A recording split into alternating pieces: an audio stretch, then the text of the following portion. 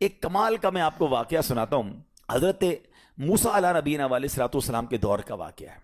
اللہ کریم نے آپ کو حکم دیا کہ اے موسیٰ فلاں علاقے میں جاؤ، میرے ایک ولی کا انتقال ہو گیا ہے، تو اس کا جا کر نماز جنازہ ادا کرو، غسل کفن کا انتظام کرو. آپ ادھر گئے، آپ نے جب غسل کفن کے لیے کوشش کی تو لوگ کہنے لگے آپ کدھر آ گئے، یہ تو بڑا گناہ گار، بڑا بدکار اور زمانے کا بیکار شخص ہے، آپ اس کا جنازہ پڑھنے آئے ہیں. بہرحال آپ نے وہ سارا کچھ کر دیا. پھر اللہ سے کہا کہ یا اللہ بندے تو یہ کہہ رہے ہیں تیرا نافرمان تھا، گناہ گار تھا، اور تو فرماتا ہے تیرا ولی.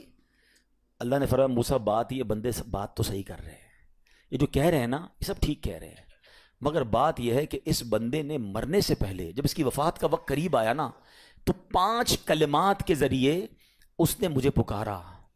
اے موسیٰ میں نے ان 5 کلموں کی وجہ سے اس کی مغفرت فرما دی. حضرت موسیٰ نے کہا یا اللہ مجھے 5 سینٹنس بتا دے، مجھے وہ 5 کلمات بتا دے کہ صدیاں گناہ کر کے اتنے بڑے گناہ گار کو صرف 5 کلموں کے لیے بخش دیا تو نے. اب ذرا ان 5 سینٹنس کی خوبصورتی، ڈیپتھ اور اللہ سے کنیکٹیوٹی سمجھیے گا. کاش یہ بات سمجھ آ جائے کہ توبہ کہتے کس کو ہیں، اللہ سے کنیکٹیوٹی کسے کہتے ہیں. ہم کانوں کو ہاتھ لگانا یا اللہ میری توبہ، ہمارے تو اسٹائل ہی دوسرے ہیں نا. توبہ کسی اور شے کا نام ہے. توبہ کے لیے کوئی بہت بڑا اہتمام کرنے کی ضرورت نہیں ہے، بس دل سے ایک بار پکارنے کی ضرورت ہے. سچی پکار ہو جائے، ایک بار سچی کنیکٹیوٹی ہو جائے، وہ کریم پچھلے سارے گناہ معاف فرما دیتا ہے. اس پتہ ہے گناہ گار نے وہ 5 جملے کیا کہے؟ وہ کہتا ہے اے اللہ تو جانتا ہے کہ میں نیکوں سے محبت کرتا ہوں اگرچہ خود نیک نہیں ہوں. ذرا سوچئے، میں خود نیک نہیں ہوں مگر تو جانتا ہے مجھے نیکوں سے پیار بڑا ہے. دوسرا سینٹنس کیا تھا؟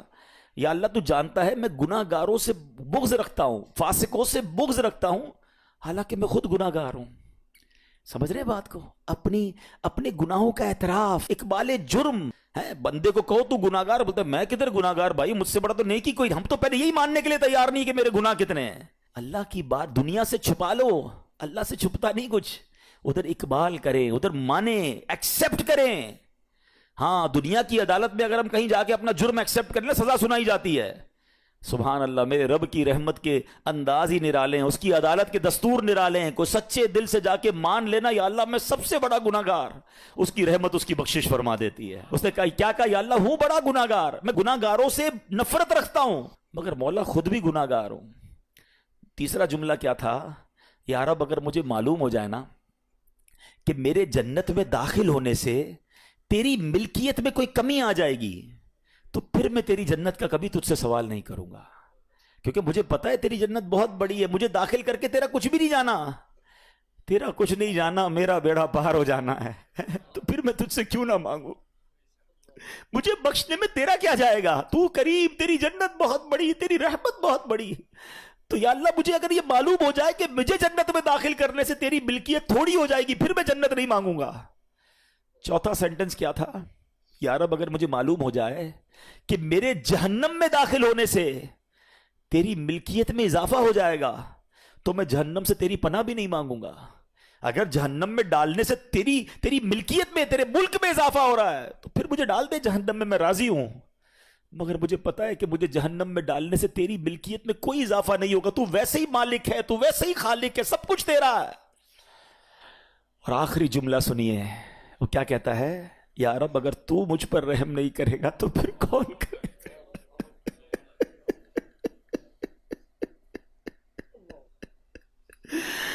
اگر اللہ رحم نہیں کرے گا تو کون کرے گا؟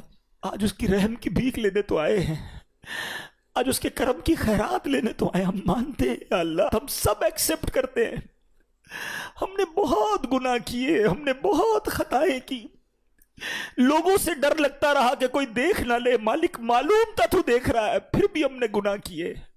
دروازے بند کر کے گناہ کیے، لائٹ آف کر کے گناہ کیے، علاقے تبدیل کر کے گناہ کیے. ہم سب مانتے ہیں مولا، مگر یہ پتا ہے ہمیں بخش دے گا تو تیری رحمت میں کمی نہیں آئے گی، تیرا جائے گا کچھ نہیں. ہم بھی تیرے بندے ہیں، ہم بھی تیرے بندے ہیں، تیرے محبوب کے امتی ہیں مولا. تو رحم نہیں کرے گا تو کون رحم کرے گا؟ حاصل کریں. جب حضرت عبد الرحمن بن عوف کو ہوش آیا نا تو لوگوں نے کہا کہ آپ کی طبیعت کیسی ہے؟ تو آپ نے کہا کیا مجھ پر غشی طاری ہو گئی تھی؟ تو کہا جی تو کہتے ہیں بے شک میری بے ہوشی میں میرے پاس 2 فرشتے آئے اور کہنے لگے تم چلتے نہیں کہ ہم تمہیں خدا کی بارگاہ میں لے جائیں اور تمہارے بارے میں فیصلے لیے جائیں. دوسرے فرشتے نے کہا انہیں لوٹا دو, یہ ان افراد میں سے ہے جن کے لیے ان کی ماؤں کے پیٹ میں ہی سعادت مندی لکھ دی گئی تھی, اور ان قریب اللہ تعالیٰ ان کے ذریعے ان کی اولاد کو جب تک چاہے گا نفع دے گا. اس کے بعد آپ رضی اللہ تعالیٰ 1 مہینہ مزید زندہ رہے, اس کے بعد انتقال ہوا. تو پتہ چلا کہ آپ کی والدہ نے نماز پڑھی, اللہ سے مدد مانگی اور آپ کو اللہ نے ایک نئی زندگی عطا فرمائی. تو آپ اپنی زندگی میں اس پریکٹس کو آج اس آیت سے دیکھیں, ہم نے کرنا کیا ہے. ہم جب بیان میں آئیں تو صرف بیان نہیں سننا ہے, ہم نے اللہ نے مجھے کہا کیا ہے. ہم اس ٹاپک کو لے کے اسی لیے چل رہے ہیں نا کہ میرے رب نے ڈائریکٹلی مجھ سے کیا بات کی ہے. تو آج اس آیت میں یہ لیسن مل رہا ہے کہ جب کسی پرابلم میں ہیں, کلیمٹی میں ہیں, تو اللہ کی طرف جانا ہے اور نماز سے مدد چاہنی ہے. وَاسْتَعِينُوا بِالصَّبْرِ وَالصَّلَاةِ. اچھا اب آپ دیکھیں پیارے آقا کی نماز کی کیسی عادت تھی. بادل گرجتے تھے, آندھی چلتی تھی, کسی بری خبر کی اطلاع آ رہی ہوتی تھی, نبی پاک نماز کی طرف چلے جاتے. اچھا مجھے بتائیں نماز استسقاء کیا ہے؟ بارش نہیں ہو رہی ہے, پیارے آقا نماز پڑھا رہے ہیں.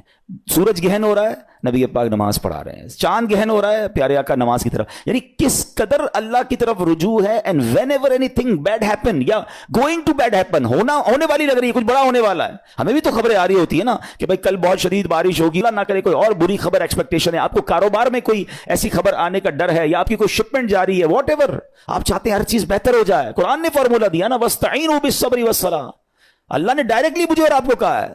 تو from now on words make your practice کہ میں نے انشاءاللہ نماز سے مدد لینی ہے. اور آپ اپنی آنکھوں سے دیکھیں گے اور آپ اللہ سے عرض بھی کریں کہ اللہ تو نہیں قرآن میں کہا ہے مدد لے, میں نے کھڑا ہو گیا نماز کے لیے.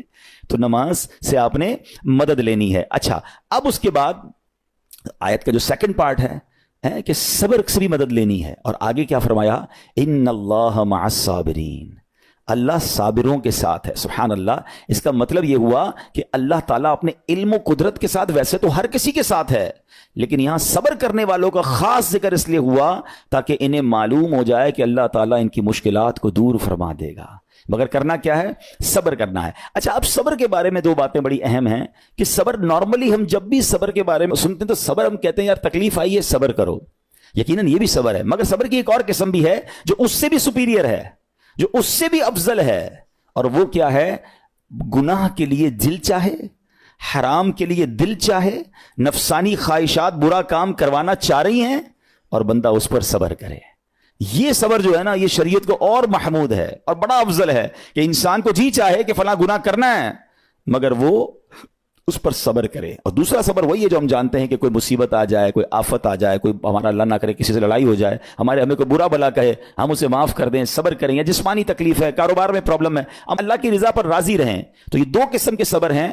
اور جب کوئی بندہ صبر کرتا ہے نا تو قرآن و حدیث اور بزرگان دین کے اقوال سے میں اب آپ اس کے 10 فائدے بتانا چاہتا ہوں. میں کہتا جاؤں گا, آپ اللہ کے ذکر کی نیت سے سبحان اللہ بھی کہتے رہیں, جنت میں درخت بھی لگاتے رہیں. ٹھیک ہے. اللہ تعالیٰ صبر کرنے والوں کے ساتھ ہے.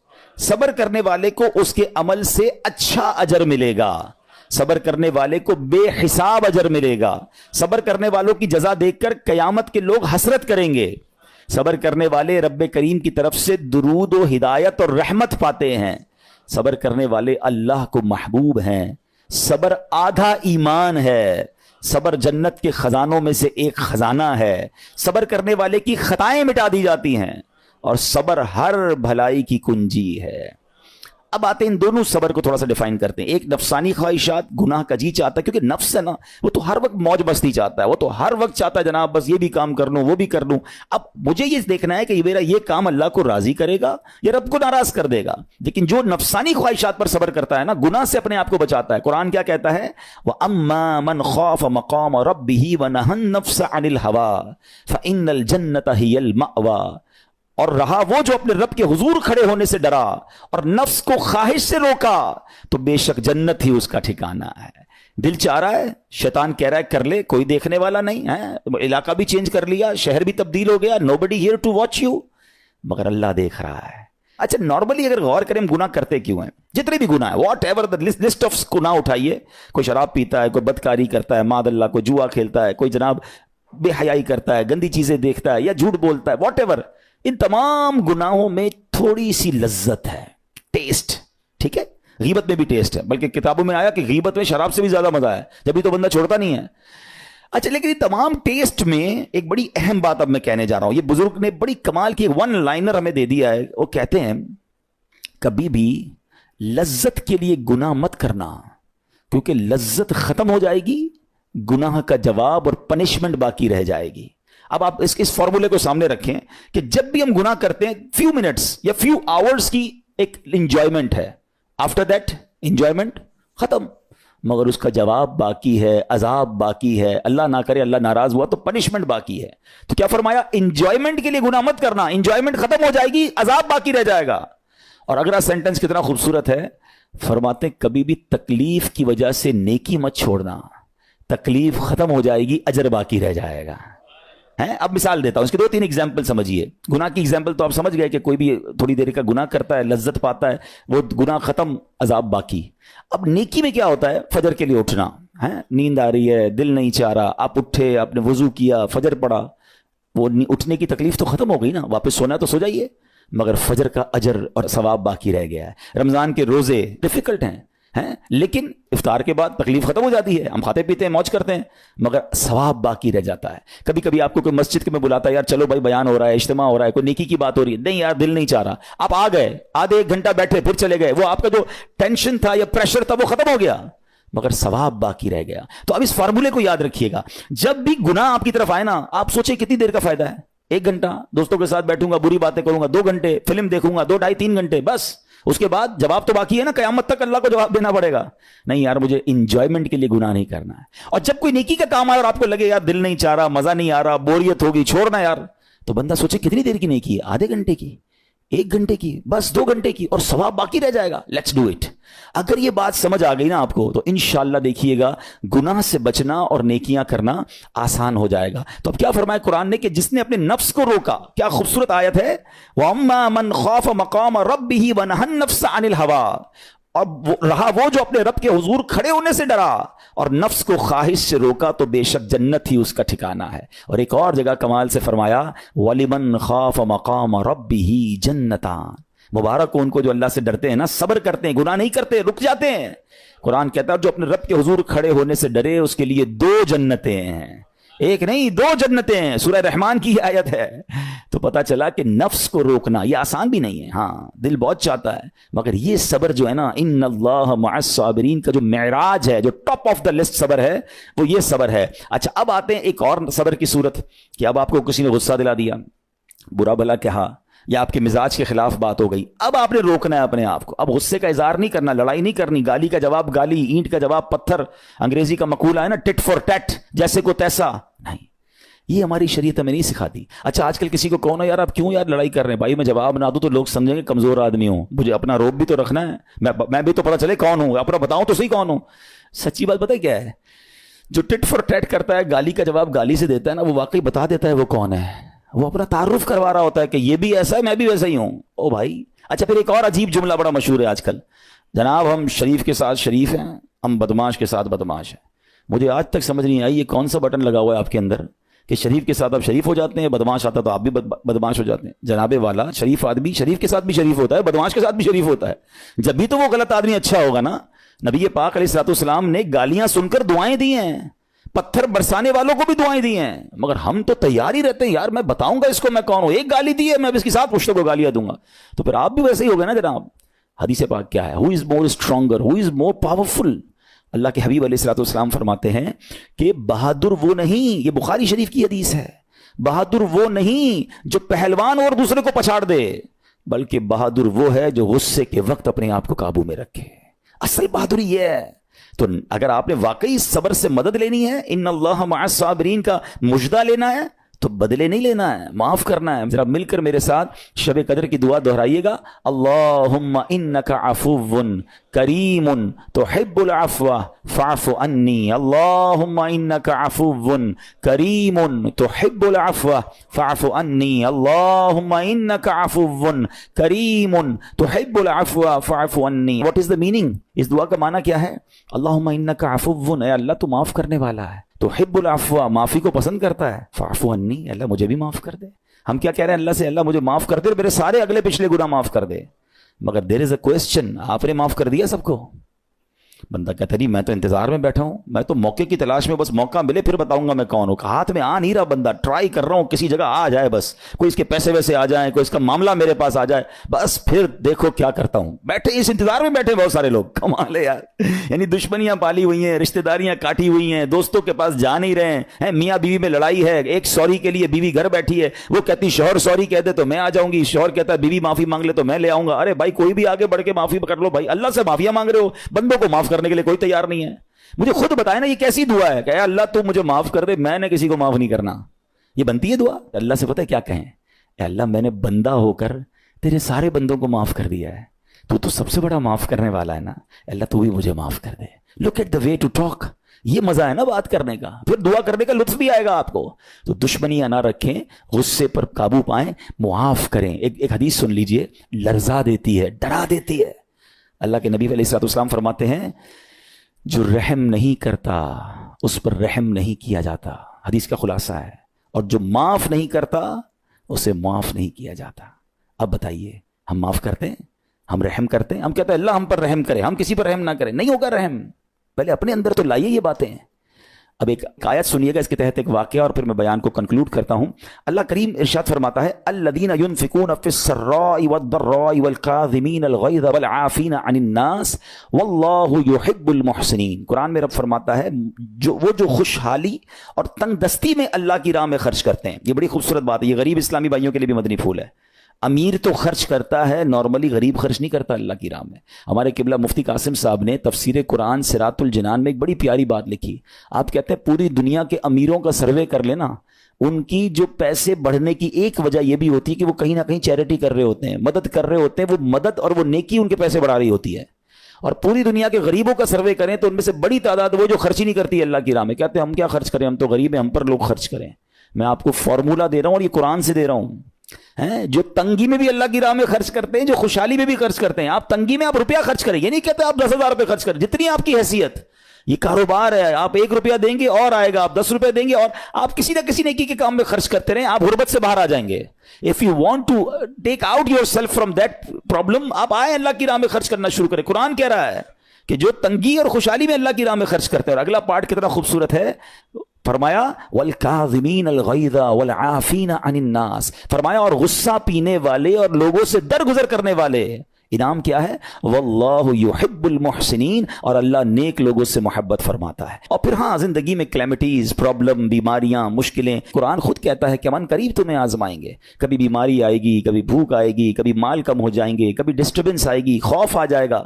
تو بی ریڈی فار دیٹ, صبر کرنا ہے, کیونکہ اللہ نے فرمایا وبشر الصابرین, صبر کرنے والوں کے لیے خوشخبری ہے. تو اللہ کرے کہ یہ بات ہمیں سمجھ آ جائے اور ہم اس آیت پر عمل کرنے والے بن جائیں تو زندگی بڑی آسان ہو جائے گی. یہاں ایک میں عقیدے کی بات بھی کلیریفائی کر دوں. کچھ لوگوں کو بعض اوقات کنفیوژن ہوتی ہے یا لوگ کنفیوژن کریٹ کرتے ہیں. مجھے ایک بات بتائیے گا کہ اللہ کیا کہہ رہا ہے, وَاسْتَعِينُوا بِالصَّبْرِ وَالصَّلَاةِ, اے ایمان والو صبر سے اور نماز سے مدد چاہو. کیا صبر اور نماز خدا ہیں؟ بتائیے, نہیں ہے نا, اللہ تو نہیں ہے. ہم صبر اور نماز کی عبادت تو نہیں کرتے. تو جب قرآن کہہ رہا ہے کہ صبر اور نماز سے مدد مانگو, تو غیر اللہ سے مدد مانگنے کا درس تو ہمیں قرآن دے رہا ہے. تو اس کا مطلب یہ ہوا کہ اللہ کے سوا کسی چیز سے یا کسی شخصیت سے مدد لینے کا مقصد یہ نہیں ہوتا کہ ہم اس کی عبادت کر رہے ہیں. اگر آج کے دور میں کوئی اللہ کے نبی سے کہتا ہے کہ یا رسول اللہ انظر حالنا, یا بھر دو جولی میری یا رسول اللہ, تو یہاں کوئی شرک کی بات نہیں ہے. کیوں کہ یہاں یہ نیت نہیں ہے کہ ہم ان کو خدا مان رہے ہیں, یا یہ بھی نیت نہیں ہے. ایک بات, ایک عقیدہ کلیئر کر دیتا ہوں. پوری دنیا میں عاشقان رسول کا یہی عقیدہ ہے کہ کوئی نبی, کوئی صحابی, کوئی ولی اپنی طرف سے کسی کو کچھ نہیں دے سکتا. وہ سب رب کے محتاج ہیں.